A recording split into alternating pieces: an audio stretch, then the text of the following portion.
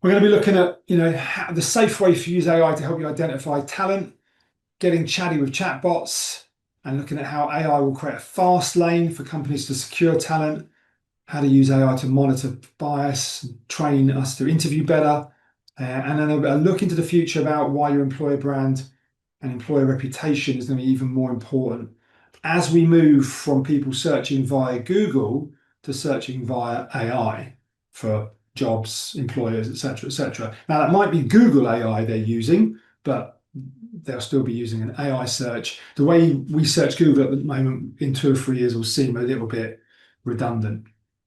Okay, let's get started, guys. So, and this is my premise. So, we believe that, AI is there to assist recruiters to make them much more productive. That last point, which I'll get to later, right at the end in about 45 minutes, is highlighting how important your employer brand is going to be in an AI world.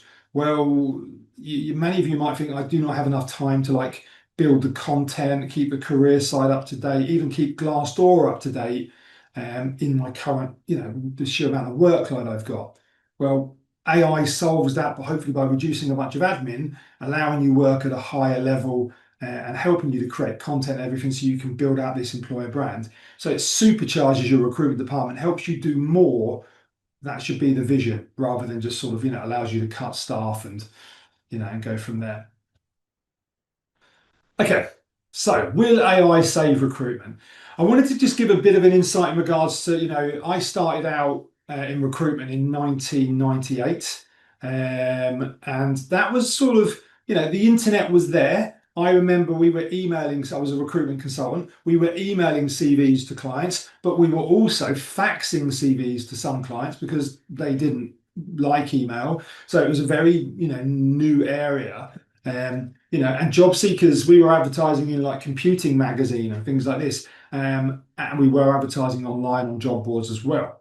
But around, let's go five years before that period, the early 90s, job seekers were having to use newspapers and trade publications perhaps. They didn't have a great access to understanding what a reasonable salary is for their job, particularly if they were starting out in the industry.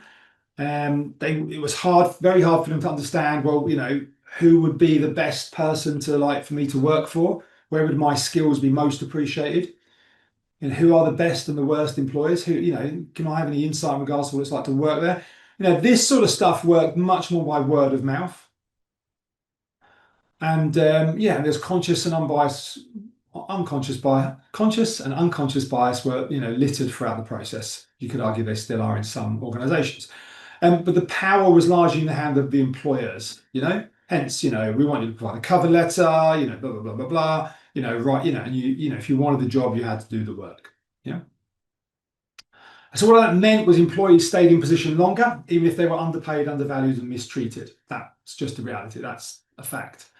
Now, where we are at the moment, perhaps internet-enabled job seekers, easy access to understanding what a reasonable salary is, who's hiring for their skills, who are the employers to avoid, and they understand all that. And the technology is changing attitudes and reducing, but not eliminating bias. It's helping us to assess better and everything else.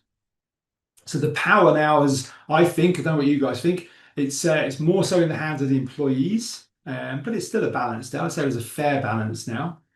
And employees move jobs more often, and that's just a reality. And people moving jobs every couple of years is no longer seen as a big black mark against your CV.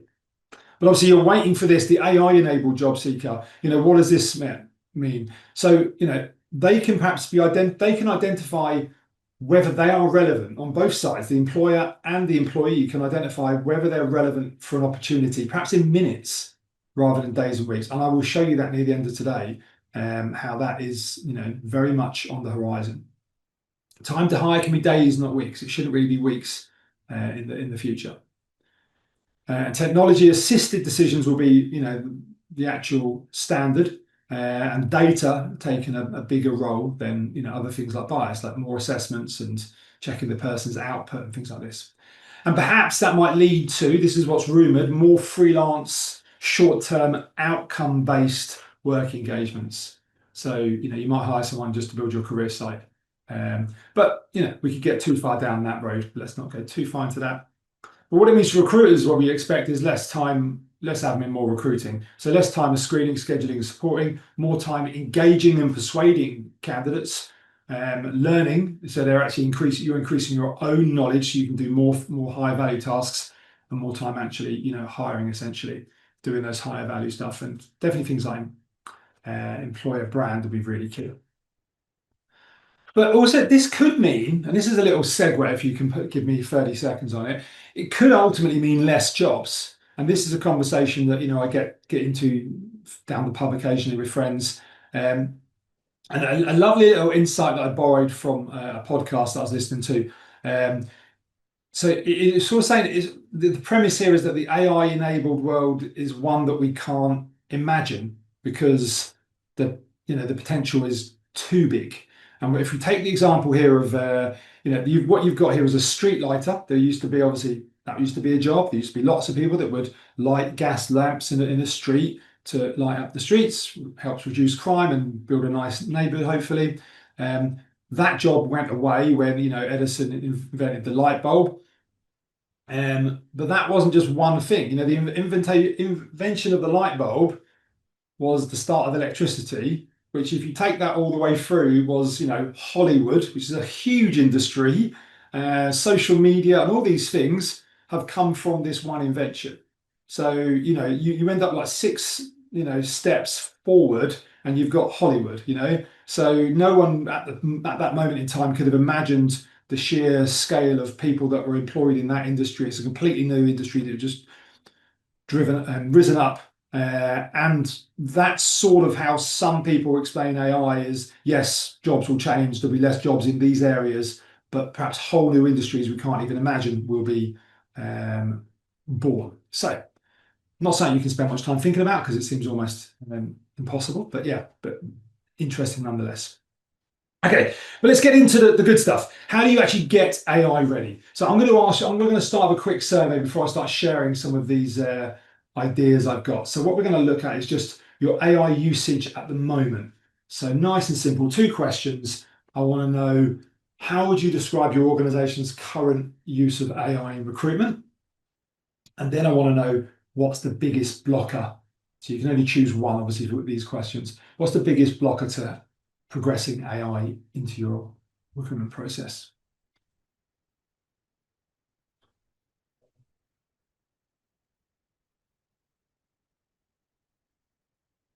Great, loads and loads of people voting. And I'm going to give that 10 seconds more. 5, 4, 3, 2, 1. Thank you for that. And I'll share the results. So, a lot of you are not using it at all, which is interesting. I wonder whether some of you might be using it within like ad copy and stuff, but you maybe not built it into your recruitment process. It may not feel like it's embedded in there. And obviously, a few people are experimenting with pilots. I'd love to hear what those are. So put it into the chat if you're happy to share. And obviously no one's widely embedded, but 10% are embedded into 1 or 2 areas. And once again, would love to hear what those areas you've embedded it into. Is it assessments? Is it shortlisting? Is it interview scheduling? Biggest blocker, and well, budget's not the bucket, it's lack of skills and knowledge. Okay, interesting. And then compliance, data protection concerns. I think compliance, data protection concerns can be overcome quite straightforwardly, but you need obviously the support of your IT team, data protection officer, to verify and sign off that this process is good, this provider is good to use. Okay, interesting. Internal resistance isn't a huge issue. Good. Okay, thank you for that, guys. That's really interesting. I'm going to go get to some practical ideas now. So the first thing I would recommend is within a department. And my vision here is, your department, whether that's a HR department that does recruitment or whether it's a recruitment department, maybe that department is a handful of people big, maybe 3 to 6 people. Well, I'm suggesting that the likelihood is one of those people is likely quite open to AI, is already reading about it, somewhat interested, and I would speak to that person to see if they want to be the AI recruitment champion. Yeah, someone who can lead from the front a little bit. What does that mean? Well, firstly, what we want to do is stay up to date. So, maybe they'll come to hireful webinars. Maybe you are the AI recruitment champion, the self-designated one. If you work in a team of one, well, guess what? You are. I also do a weekly Friday 9:30 LinkedIn Live, which normally focuses on an AI subject and shows something live. I'd also recommend signing up to at least one newsletter. I've obviously got my own Recruitment with AI and Aid newsletter, but there's others out there. I recommend the MetaView one is very good as well. And that will just help that person to just be given the time, and it won't be much time, and given the responsibility to say, right, you need to stay across these things. So then when conversations come up, they can suggest things, they're aware of new tools, they can bring those ideas back into the business. You can discuss the pros and cons before maybe going and speak in further conversations with IT and data protection officers, things like this, if you think there's merit in it.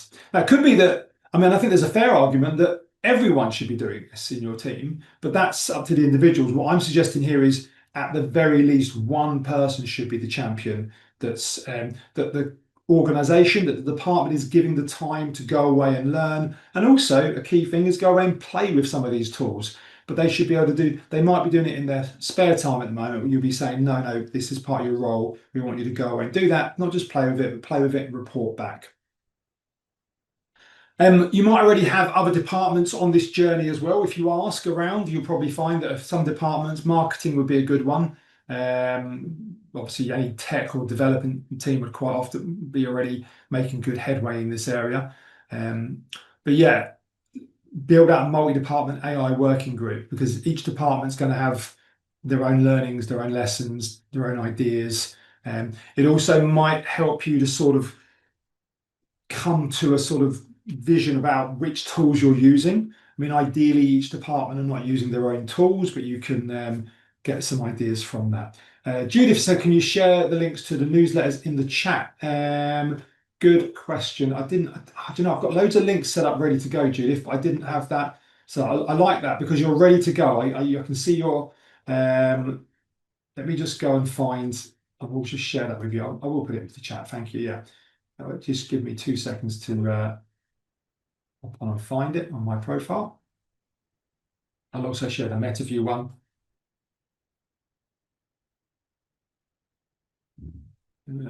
Here we go. Right. Right, so there's my newsletter. And then let me find MetaView's newsletter.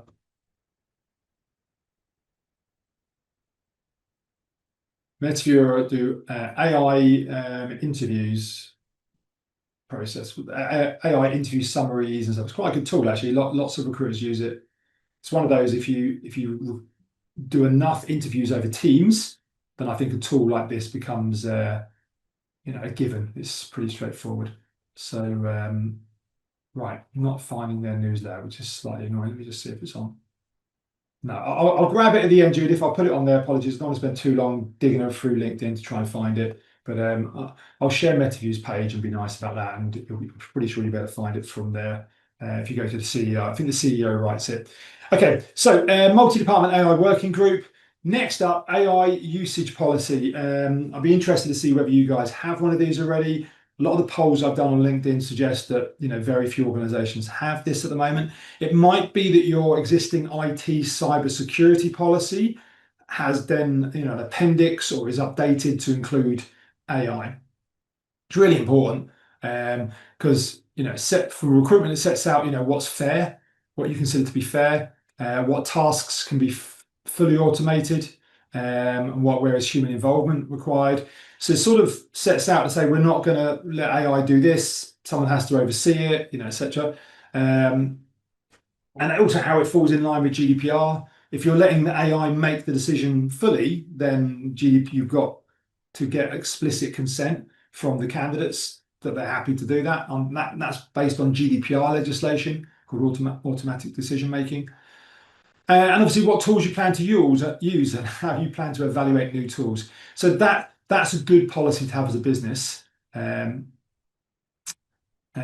how you train staff. And also, I think that last one's important as well, because you can't say to the whole team, we expect you to use these AI tools without giving them training.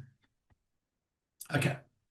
What happens without policy? Well, this is interesting because particularly I think in a work from home environment or a hybrid environment, I can just go get a whole load of CVs that have applied to a job.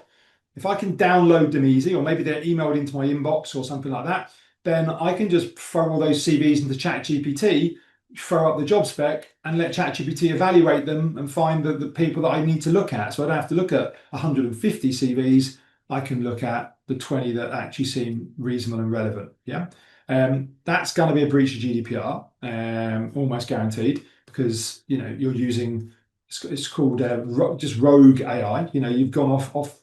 You haven't worked out. You haven't told your IT department or data protection officer how this task. You haven't got this task vetted and said this is how I'm going to use it. It's not been checked for bias or anything like this. Yeah, don't know whether like OpenAI is now going to use those CVs. You haven't explained your usage and your privacy policy to the candidates. There's a myriad of problems with that. But I do think there is an overriding problem if you don't give your staff AI tools. They are going to be quite motivated to use tools themselves. You know, now I think if you're using ChatGPT to generate advert copy, you could argue, and I would argue, that's a fairly safe task. You still get it approved and everything, fine, because there's no personal data going back and forth there. It's not helping you make decisions necessarily about who to bring in for interview. But when you get deeper into those more serious things, then the problems get more serious quite quickly. So you need to think about that because if staff are using their own tools with no direction, they could be making mistakes, they could be leaving you exposed, but also they could just be being super efficient. There might be a task that 150 CVs review might take them 2 hours, 3 hours. They might do it in 15 minutes with AI's help. And then it just comes down to, are they really ethical and raising their hand and getting on with more work? Or are they taking the afternoon off, working from home, going, yeah, I'm still working on the CVs, when they know it's been fully automated, perhaps. So you've got lots of problems with this, as I see it. It is the Wild West. I don't feel like it's happening lots and lots and lots, but law firms have already. There's a law firm article I use in one of my other webinars from Hill Dickinson that they looked at the actual the internet usage logs for their staff. Obviously, their young lawyers in particular work very long hours. So naturally, you sort of see the inclination if they can find an easier way to help them to write a brief or review or analyze something. So they were using ChatGPT a lot, but they're also using tools like DeepSeek, which is even more worrying because that's a Chinese-based service. So yeah, lots going on here. I think obviously you need a policy, but I also want to stress you need to support staff with training and tools so they don't get tempted to just build their own more efficient process. Okay, now I have a free AI employee usage template. I think it's interesting because I don't expect you guys to be drafting the policy, yeah, because that's normally legal that might go through that. But I think the problem is if legal just draft the policy, whoever that is, you're not a law firm or an internal person, they come at it from their perspective, which is normally risk management, all these things. So I think it makes sense that you have a policy template, even the starting point, and it's got lots of nice comments on it, and you can look onto what I've explained why this term is sort of useful, what its purpose is, and all those types of things. So I think it's a useful document to get you at a good level where you can have a proper conversation with your legal person and say, well, I think we need to include the term around here because we do plan on using AI in this area over here in the future, or I want to have the option to do that. So we need to make sure we're telling staff or candidates, etc., etc. So I have got that document over here on my notepad. Where's my notepad gone? Let me just click on notepad, a bit easier. So yeah, we've got it in the notes. You'll see it on the slides. So if you don't click on this now, you can do it. It's a Word document, nice and easy. Obviously, you have to highlight that we're not a law firm. That's quite important.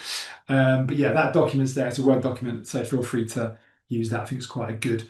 I think the document itself is a good learning document. Even if you never do that process, it's been done for you already. Reading the document, understanding it means you're not just given the policy, you're fully abreast of the policy and understand why it does what it does. I also think you could build AI, you're going to build AI into your recruitment process. We've got a candidate charter on our website, on our career site. But I think there is a message here about how do you commit to AI explainability. So how do you explain your AI usage and your future AI usage to candidates? What does that look like? And AI explainability is a real test. The idea being is you're not saying something like, oh, there's an algorithm and it just does that and it tells us who like and it rates the candidates for us, let's say.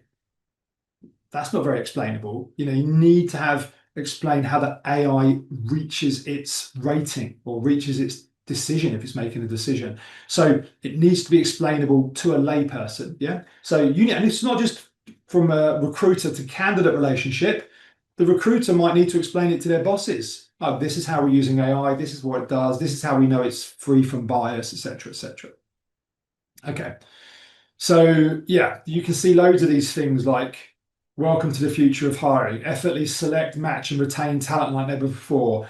Welcome to a hiring experience like no other. Embrace the magic of generative AI, where seamless precision meets the brilliance of talent alchemy. Say goodbye to CV monotony and hello to a world where hiring is a harmonious symphony of tech magic and strategic brilliance.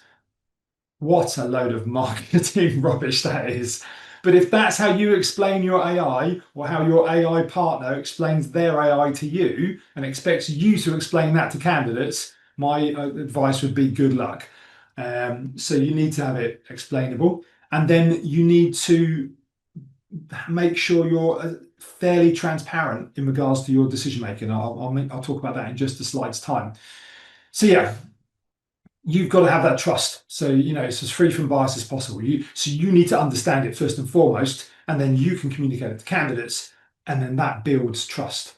And actually, there is some studies now showing more candidates are becoming more trustful of AI. There's a study the other day showing when candidates were given an option of doing an interview with AI or with a human recruiter, 78% were showing that they were opting for the AI interviewer. Now, it could be just because that person's flexible. You can do it at 2 o'clock in the morning. You can do it straight away. You don't have to schedule and book in because the company built this research produces AI interview technology. So clearly they probably had a little bit of a fudging in there perhaps, but it does still show that candidates are not adverse to choosing AI necessarily, but you need to explain it and build their trust.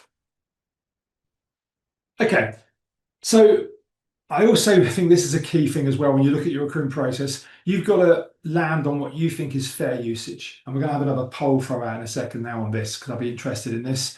And I think everyone's at different levels, but what I want to, and I'm not going to preach to you. You can probably imagine where I'm quite an AI optimist, but I want to try and just open your mind to a few things as well.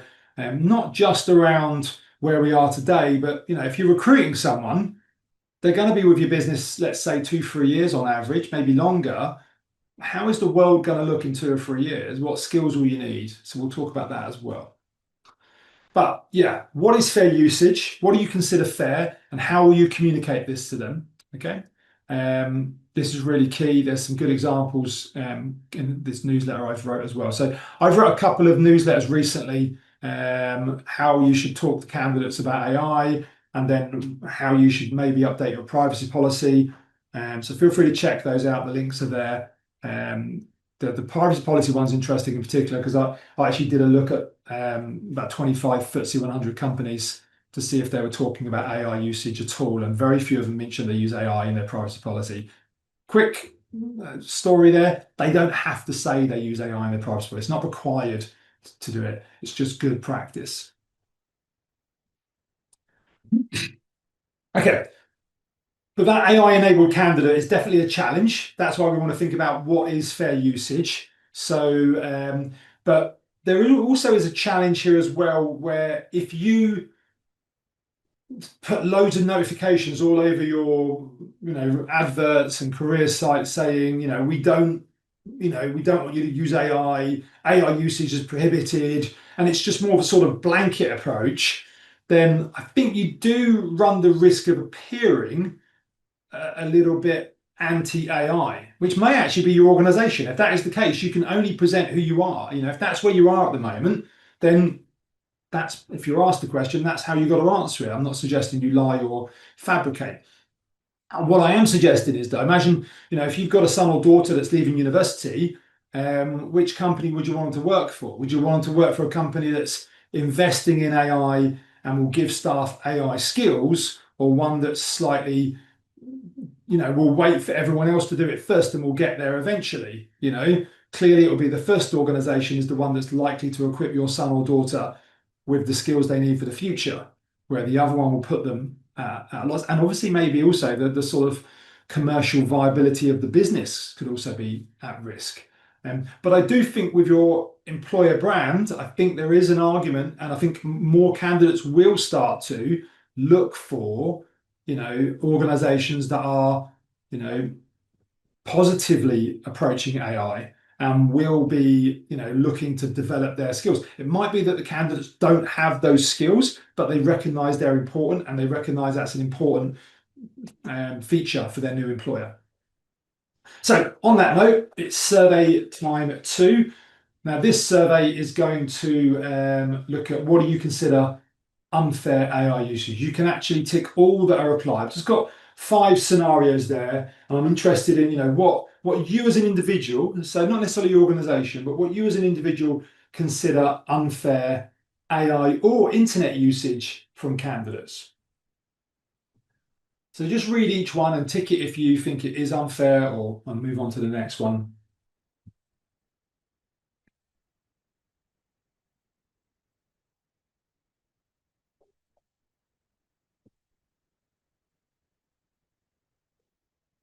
Obviously, I did ask AI to generate these questions for me, or at least I asked it AI to give me ideas for the poll.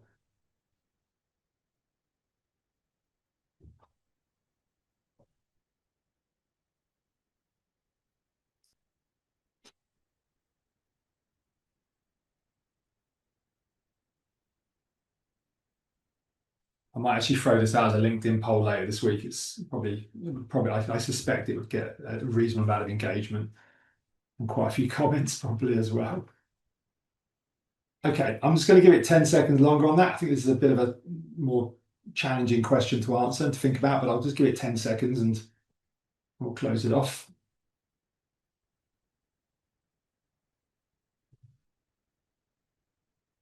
Okay, and 5, 4, 3, 2, 1. Thank you. End poll. Okay, and I'll share the results, guys, as ever. I think that's really interesting. And I'm not going to. The key thing here is I'm not going to judge. I'm not necessarily even going to give you my opinion. You can see the answers there that your colleagues have suggested. I guess if I look at things like using AI to translate interview questions in real time to their primary language, when we think about what that is, that's someone with an earpiece in, or something like that. In theory, it's a bit futuristic. I mean, well, you can just about do that now, but you'd be a real early adopter of that tech. It depends on whether, I guess, their primary language, whether English is absolutely required for the job, or whether, they could do that all the time. So it's an interesting challenge. Providing AI, this is one that gets me, like the 30% here, providing AI with your answer verbally and asking it to summarize it into a well-structured answer. So all of these, I think you could answer. So at the moment, that's what I do. I write pretty well, not spectacularly. I wouldn't say I'm a great writer, but I write pretty well. But I don't choose to take the time to do that much anymore these days. So I will verbally drop my thing in and have AI generate me an email, and then I'll edit it and just tidy it up and send it. Yeah. Now, if I'm writing my own newsletter, I write that because it needs to be written in my tone of voice. But an email is fairly standard, neutral. So I think a lot of these questions come down to what is the skill the person's going to have to do in the job. And I think that's a great way for you guys to think about, a great way to challenge your colleagues and to challenge yourself when you think about how you, whether you choose to adopt a certain bit of AI or not. Allow candidates to use a certain AI process or not. But I do think it's good as well to tell candidates, here's what you can use, here's what we advise you to use. You might even say, we actively encourage you to use tools like this because you'll be using them in your day job. Okay, so let me stop sharing on that because I think that's where we get to next. What is cheating and what is AI assistance? Okay, one of the things you need to think about is AI tools are largely freely available to all. Most people have um, a mobile phone, and most people have internet at home, like Wi-Fi, so broadband. So they can use AI. Now, there's little nuances in that, but largely freely available to all. Other services that they might be using that no one's ever got. I don't think there's many organisations would get upset by a candidate paying to have a professional CV writer write their CV for them. But to me, that sounds very similar to the first question, which was AI generated CVs based on real experience and skills, which was 36% of you said you wouldn't like that. You think that would be, I guess what you're saying is unfair.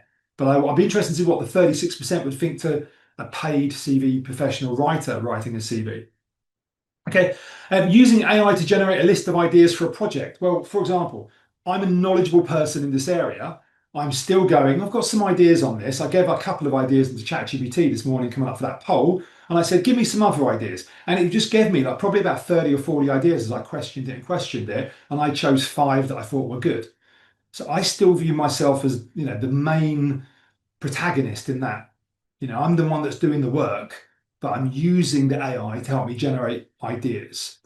So I would say if you are someone to imagine they're going to be working in a media organization and they're going to be writing news stories and things like this, and you said, right, in an interview off the top of your head, or you gave them a timed assessment and said, I want you to come up with 5 potential stories of stuff that's gone on in the news this week that's relevant to our readership, blah, blah, blah, blah, blah. You'd expect them to use the internet. But you'd probably also expect them to use AI. So you would let them use the tools they're going to use in their day-to-day job. That's a good way of thinking through these challenges. What skills are you trying to assess for? And then obviously this is an interesting one as well to challenge you. What skills do your new cohort of applicants need in an AI-enabled world? So yeah, it's quite interesting. Does that mean you change up the process of the assessment process? Memory recall is no longer as important as critical thinking. Yeah. If I've read an article and it told me loads of scenarios about things that are considered unfair usage, if I've got brilliant memory and I can recall them all, that could be useful. But it's no longer that essential, as I can go to AI and say, look, in this area, I just need ideas. Can you think of all the things? Can you check out the research? Show me what people are talking about in this area. And it will, the stuff that I would have recalled from a blog post is no longer as important to be able to recall off the top of my head. What is important is I can select the right options that I can, understand what's good and what's bad and then deliver that final step. Okay, so Kanak, if I'm saying, hopefully I'm saying your name right, Kanak, working with a recruitment for a law firm and screening lots of CVs. The use of ChatGPT language as subheadings are becoming quite common. I guess candidates can still make it their own if they still add their personal touches to their CV. Yeah, and when you I've seen organisations now. I will write a newsletter article about this. It's on my list of ones to write in the next coming weeks, where organisations like Monzo are actually giving out guidance to candidates, but it's actually very AI positive guidance. It's like, we believe in AI, use it, use it in these areas, use it to help you do this with your process. But oh yeah, by the way, don't use it over here. We don't want you to use it here when you're doing this assessment or something like this. So, so you might say, for example, Kanak, yeah, use AI to help you generate your CV, but then go back through it and add your own personal touch and get the tone of voice right so it stands out, because we do see a lot of samey ChatGPT type style CVs. So that's a good example of where you're educating candidates a bit, but helping them. So yeah, the last one here. So yeah, it also might mean you giving candidates the chance to research questions in advance. Here are my interview questions. Now that's generally can be a bit controversial, seen as good practice. But in the days of ChatGPT, I think a lot more people are like, I don't like this at all. But I would always, I think it always comes back down to, well, what are you going to, what is the skill you're trying to assess them for? If it's a lawyer, you could use ChatGPT to help give you the specific citation of law that, that might apply. Still comes down to the lawyer to apply it into that specific scenario. and to communicate it correctly to their clients, and all these other skills which are beyond ChatGPT. Okay. So the more applicants equal the need for AI screening. So this is where we get interesting as well as you go further into this recruitment process now. So the safe way to use AI in your decision making. So as we move into decision making, as in who is going to get shortlisted or not, if AI is helping us now, we've got to be much more diligent and careful in this area, clearly, compared to, for example, if it's just helping us to write an advert copy. Okay. So what we've seen with some of the AI tools out there, the ATSs and things like this, sometimes it's a matter of turning on the candidate screening, or they'll give you an open text box for the recruiter to say, write your instructions in here for the AI on how you want it to screen these applicants. And then we will just screen them using that and give it back to you, which I think is, I was going to say okay, but I'm not even going to say okay. It's not okay. You need, in my mind, you need to be much more diligent, and that's what we've built is much more diligent around that area. But before we get to that, I'm going to show you some live stuff. I'm going to show you ChatGPT agent mode, because first I want to show you the coming challenge and then the coming solution as I see it. Well, not the coming solution, the solution's here in AI shortlisting. So let's go and do some live stuff. Let me bring ChatGPT into screen here. Start a new chat. I've got a prompt set up already. So what I'm going to do is, I don't know if you've seen agent mode. Agent mode is relatively new. Sorry, I'm having a problem grabbing this. Let me just quote that. Copy. So agent mode is relatively new. So that come out with GPT-5. So I can drop this in here. I knew it was just struggling a little bit. Let me just open this up. I'll get to where I need to get to. Sorry. My contact details. All right, fine. Okay. So my contact details, by the way, could be saved in the memory area, my settings area. So I wouldn't have to put this out every time. I could just say apply to this role. I could set all these questions into my settings area. So I could just say apply for this role. Here is the role to apply. Here's the role to apply for. Okay. Minimize that and go find this role, which is here. Bum, bum, bum, bum, bum. HR manager. Okay, so we've got a HR manager role. And now what I do, click, and you can do this as well. Agent mode, I think agent mode is available even on the free accounts. No, I think it might be on a paid account only. I have to check that. But anything on the paid account has eventually worked through to the free account anyway. So agent mode will come out for you even if you're on a free account. So let me just run that. I have to leave it running because it will take longer to apply for this role than I could do myself. Okay, but the mad thing, if you haven't seen it before, is it actually opens up the browser and shows you what it's doing. So I didn't give it the application form page. I could have. I actually give it the vacancy page. So the first thing it's going to need to do is load up the page and apply it. Now it works like an agent because I've given it the problem of applying, but I haven't told it all the information. I've just said, I've given it some information saying like, just only answer essential fields, just get the job done, blah, blah, blah, blah. Don't provide diversity data. And it's going through this. Now, I didn't give it a CV. So that's a problem. Here is the CV. That was a bit of a mistake, wasn't it? And I can just go and add this file.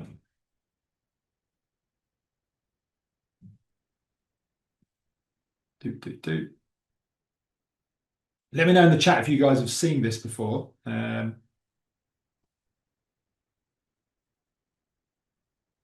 So I've just got some dummy CVs here. So let's just put this one in. They're all AI generated fake candidates. You'll see I'm obviously applying.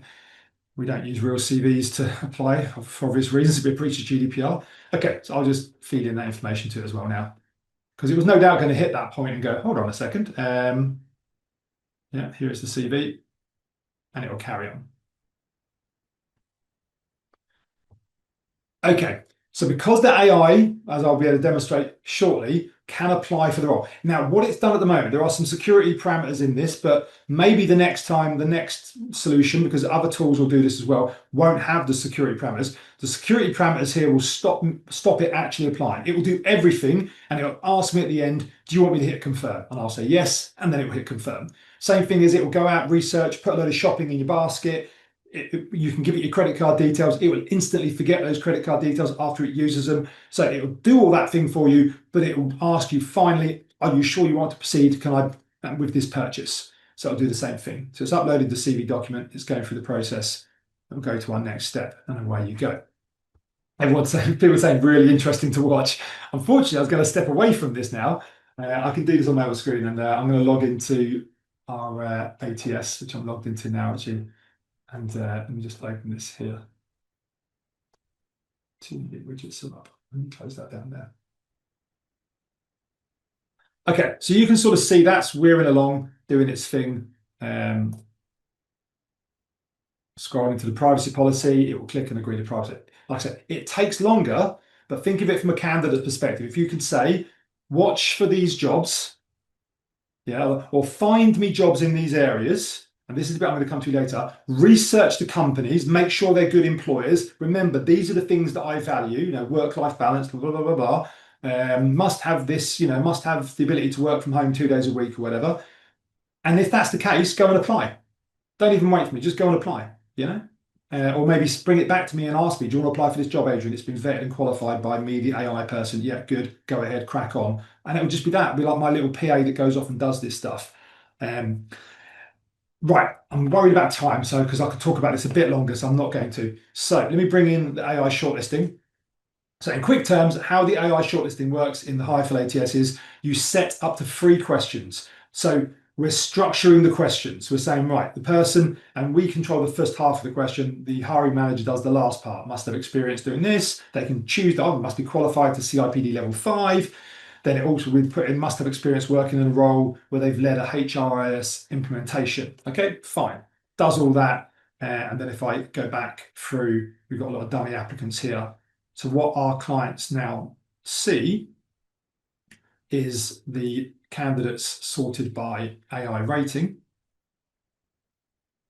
And some of them are coming through like really high and some not. And we can click into, the rating, and it will show. So they get a score out of 10 for each question. So this person hasn't worked for, not specifically a software company, it's a tech-related company they've worked for, the dummy candidate they created. So it sort of says, look, there's something here, and they've worked as head of HR, blah, blah, that's fine, but it's not what you wanted. They've got CIPD level 5, and then they've also done something here, once again, supported in the selection of a HR system, but not, implemented the whole thing. Fine. Okay, so that's where they get score out of 10 for each of those questions. We round it up just to a score of 100 just to make it easier for humans to appreciate. And that's it.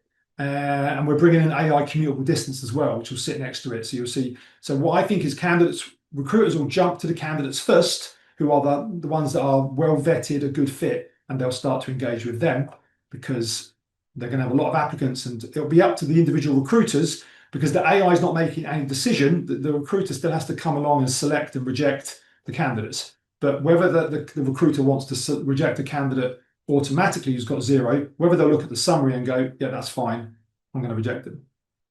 So that's up to the recruiter. But you'll see, look, here we go. What we've got, that's offering me take over. I can take over this process at any point.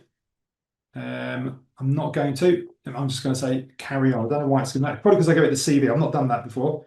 Carry on, please. And we'll let it carry on. Okay, we're going to come back to that one because I've got a little bit of time left. So I've just showed you agent mode, which can automatically apply for a role. Well, it can get all the way through the process, and then I just have to say yes. Yeah. So that will be potentially, and this stuff will come into your browser. So it's a bit like when you get a credit card, no one types in all the details now. So when you land on an application form, in the future, it will say, look, I'm your AI browser. Your browser's become AI enabled. Did you want me to fill this out for you? Because, I saw you left your CV on Google Drive, and on the Google browser, I can just get the CV, fill it out. I might have to ask you a couple of questions, but guess what? The next time you apply for a role, I won't have to ask you those questions because I'll remember them. In fact, memory is going to be the key feature that makes you choose Google, if that's what your chosen one is, than ChatGPT, because Google has all the answers because you've been using Google for a year. And then when you go to ChatGPT, it asks you all these inane questions that Google could have answered in their browser, if that makes sense. So this will change things up. What does it mean? It means we're speeding up recruitment, which is what I said at the start. Yeah. There's potential for a 2-speed recruitment because that candidate I uploaded, will be screened by AI within about 2 or 3 minutes. We send out the anonymized CV, you've got the 3 questions we'll score them against, they'll get a score. Now, our next step on this area, it's going to take a little bit of work, is for the ability to, the candidate's been rated highly, for the AI to go back within a few minutes and say, hey, hi Adrian, I saw your experience at hireful, you've got experience as the head of HR there, so it can tailor tailor a little WhatsApp message to me. Thanks for applying for the role. I can see your experience at hireful as head of HR. That's not my role, but anyway, bear along. You're a good fit for this role. I've got 3 or 4 questions just to ask you because I'm the AI digital assistant before I can get you in front of one of our human recruiters, if that's okay. And most people are like, yeah, absolutely sure. And it will just cover off the fact that I'm okay to come into the office 3 days a week. It's 2 days a week hybrid. That was written in the job advert, but most people miss it or don't pay full attention to it. It will cover off those first 4 or 5 questions maybe that a recruiter that you guys typically ask candidates. So when you log in the morning, you'll come in and you'll see, here's the candidate who's relevant, lives in the local area, when you're set commutable distance, and actually is engaged with the chatbot as well, is now been qualified. They've answered the 4 or 5 questions, and they'll be your first point of contact. And that time to engage candidates will reduce dramatically. And that's why I say it's a 2-speed recruitment. The independent coffee shop, probably not using an ATS, they'll get CVs in their inbox, and they'll go through them. Whereas someone like McDonald's, will probably they already have this in the States, by the way. You can go through the whole process, get booked in for an interview, you do all the assessments in one go. They'll answer questions, right, yeah, you're a good fit for the role, let's do the assessments, you get through this, you go to final interview with the restaurant manager.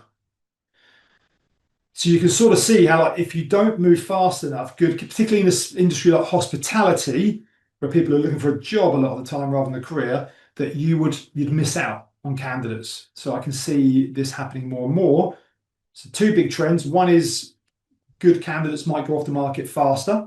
There's an advantage for competitive organizations to get ahead of their competitors. And then the other thing is, I suspect we'll get a lot more applications, and also a lot more applications. This is in about a year's time, maybe 2 max. A lot more applications in the first 24 hours because the AI can sit there watching. So when you put the job on, my agent is watching for jobs. I'm not getting an email alert from a job board. It's watching for jobs all the time. It will vet and qualify and then want to apply. Okay, I'll show you this. I'm going to show you it nice and quickly because I want to show you one other thing which is really cool. This is chatbots, so really simple. This is Hireful Careers. We've got a chatbot on our Hireful Careers site. I'll share the link on the thing. You're welcome to go and play with the chatbot if you want to ask it lots of questions. Here it is, click to chat.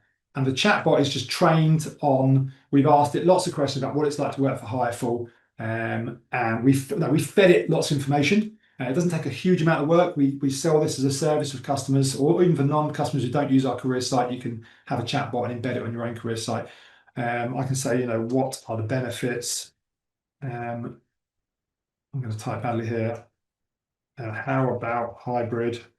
Now, rubbish question, terrible typos, but AI can just interpret it. It'll understand what I'm saying, I'm pretty sure, and it's got a data set with good information, and it will tell me information about hybrid working and benefits, and you can dig and dig and dig and ask more questions. And if it doesn't know the answer, it says, I don't know the answer. Yeah, and you actually give the customer a report of all the questions it doesn't know an answer for, which they can then go, oh, that's interesting. Candidates are asking about this. Let's add a new answer into our data set so that future candidates can get an answer to this question.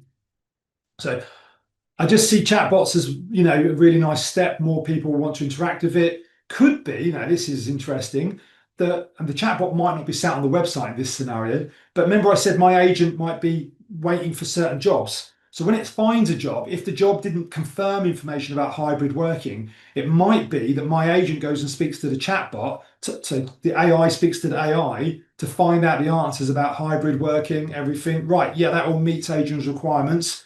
Now let's go ahead and apply. A bit mind-blowing, but not actually that technically difficult to do, and not that far away from where we are. Okay, 2 last things to cover. Using AI can monitor and coach. So think about this. If this was a live interview and you were the other side, the AI, these tools already can do this, can monitor and tell you how fast Adrian spoke if I'm the interviewer, how many questions I asked, how many big monologues I did. Yeah. And you can also get an understanding for what, and obviously as candidates give you a survey rating for each interview, how was that interview for you, etc., then you can sort of understand what good looks like, and you can maybe, this is the challenge though. If every one of your staff that went into a Teams or Zoom interview knew that every word that they were saying was monitored, did you cover off the history of the business? Did you talk about our inclusion, focus and everything there? Did you mention, this and that and the other? Yeah, you could cover everything. Yeah, then they themselves might become very robotic, and they might be more stressed than the candidates are. Yeah, so monitoring, a bit more problematic in my mind. Might be good in some areas. Might be monitoring if people ask someone things like, "Oh, what's your relationship status?" Might be good to monitor for that. But largely, I think this should be coaching. So I get to the end of the week and it says, Adrian, you've done 6 interviews this week. You've done really well. These are the things you did well. Here are a couple of things you might want to think about. Yeah. Or if I say I want to get better at interviews, I can go and have the conversation with the tool that's been monitoring it, and it might then using my data to suggest the one thing I've been told all my life: got to talk slower. You've probably got used to that already this morning. But yeah, that's an interesting area, something you might want to be thinking about. There are tools that, that people will have a tool. Some will have a tool on here. No one's put a tool. Normally I log in and there's people there that have put their Fireflies tool or Fathom that's doing a note taking for the session. Okay. Now, the last one, and we've sort of touched on this, the last one is the AI-enabled candidate in your employer brand. So what am I talking about here? I need to come back to my friend. That is ChatGPT, but let's see. Has the job application? The application form is fully filled out. Would you like me to click the submit button? Yes. There you go. So there we go. I didn't forget about that. That's done, and it will say now we've submitted. It will show the post confirmation page, and away we go. When that's all done, everything takes a bit longer, but any AI transcribers, note takers you'd recommend? MetaView's very good, but MetaView's built for recruitment, so that's one that's commonly used, but it's a bit more expensive than the more standard ones. Okay, so here we go, and it's done. It's completed the process. It's seen the confirmation on screen. Now, what I wanted to show you here is what happens when a candidate comes along. And this is why I said your employer brand is going to be more important, and says, right, actually, someone wants to give me their company name. I'll do a check for their company name, and we'll see what AI is saying about their company name. Some of you might not want to, so I'm not going to force that on you. I'm going to do one at the moment. So, hi, I've just been offered a job at a company called Vashi, so VASHI, but I'm not sure. I don't know much about them. Can you just do a check and let me know whether you think they're a good employer and things I might want to know? Okay, that might be a standard thing that someone might ask. If you don't know Vashi have been in the news this week. The jewellery boss has run off with £170 million scam and loads of dodgy stuff. Their Glassdoor page is not looking too hot. So this is an interesting, like 2.6. It's obviously dropping quite a lot at the moment. So I shouldn't be laughing. It's people that were there, they've obviously fallen in a very difficult situation. Okay. Collapse and controversy. So it brought it through. It understands all this. Brought it from the Guardian. It referred to the Guardian news articles, referred to Glassdoor, best companies to work. On the positive side, it achieved. ChatGPT always tries to give a bit of a positive. It achieves the 1-star accreditation. I don't know if that's a good thing or not. Yeah, okay. So verdict, I would advise extreme caution. There we go. So let's see some ARC Europe, someone's put. So a few people are, okay, so I'm going to start a new chat so it doesn't get confused by that. A new chat, come on, I'm going to throw it in. You've done, ARC Europe. Just got a job interview at this organisation, need to know what you think of them, whether they're a good employer, what the pros and cons might be. I talk about this in my webinar the other week. Things like your Wikipedia page are really key to your organisation. Glassdoor, you'll see come back. Indeed's coming back.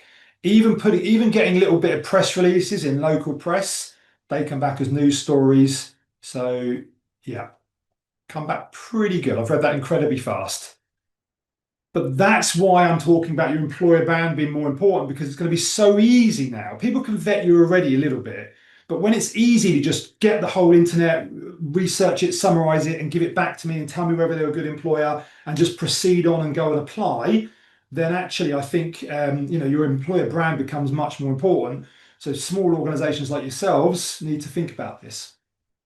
Okay, I can see a few more questions coming through. I'm just going to finish off on my slides because I've tried to wedge probably too much into this session. So let me know if you've got any other final questions. I will be hanging around after 11 o'clock. Key takeaways: take a breath, Adrian. Don't feel overwhelmed. Just start researching and reading. Go to events, talk to colleagues, talk to suppliers. The CIPD annual conference happening in a couple of months in Manchester. We're going to be there. Come along, talk to us, talk to lots of people about it.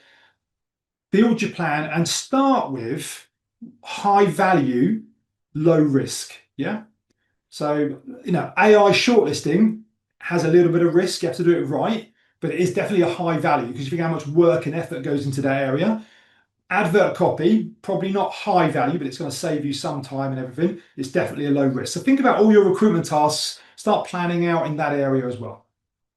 Okay. And then tomorrow's webinar, I just wanted to do a little prompt for that. I will put it on the chat. Let me get my notepad up. You can see what we're going to be covering. It is very different to today's one. We're looking at things slightly differently. So obviously it's much more of a HR theme, but that might be relevant for some of you. So feel free to check that out. And then if you're leaving the webinar, he says at 11 o'clock, like I've perfectly nailed this landing, not run through the last 10 slides in 10 minutes. Please feel free to rate the webinar. It's a relatively new webinar. I'm always watching the reviews and the ratings. If you give us a comment, you put your name next to it, I can put you on our wall of love. I would love to do that. You've got my contact details. You've got everything else. So let me know. I can see nice comments coming through from Mary. Yeah, thank you. So do connect. Do sign up to the newsletter, get involved, join the roundtables, sign up to webinars. Yeah, we'd love to hear your questions are. Right, so a few questions.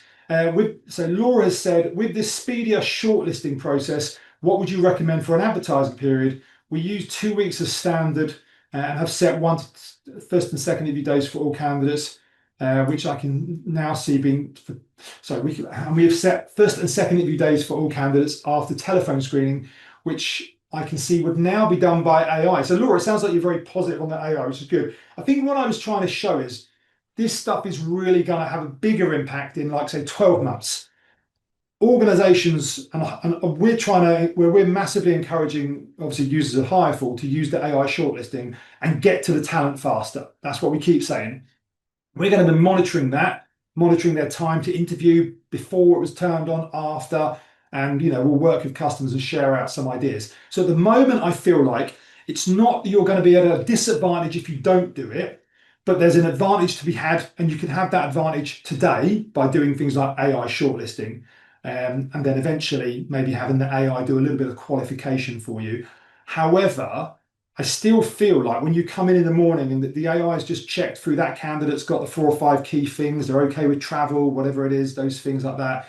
It's still then, in many cases, the first point of call is a human picking up the phone and talking to that candidate, saying, "Hey, thanks for applying last night, etc., etc. This is what we do here. Did you have any questions?" And going through the opportunity. I still see that the pitching of the opportunity is with the human.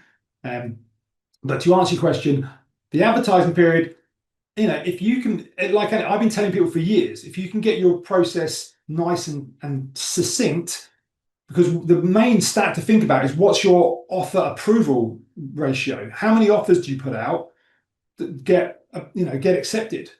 If you're like at 80% or 90%, then clearly it's about getting the offer on the table is so key before the candidate withdraws. And many candidates don't actually formally withdraw. They might ghost you. For example, if they see your role late in their process, they've already got 2 interviews already.